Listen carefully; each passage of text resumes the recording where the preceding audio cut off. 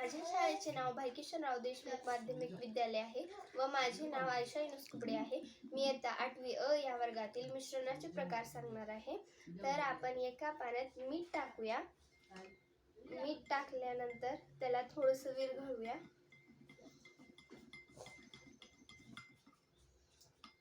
त्यानंतर आपण दुसऱ्या पाण्यात वाळू हा पदार्थ टाकणार आहोत.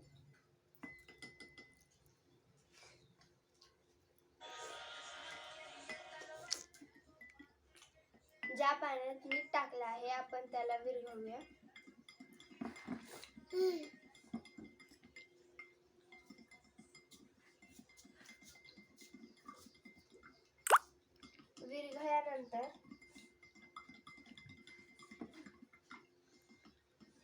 विरघळल्यानंतर पाण्यात एकही प्रवास्ता तयार झाला नाही तर या मिश्रणाला समागीय मिश्रण म्हणतात.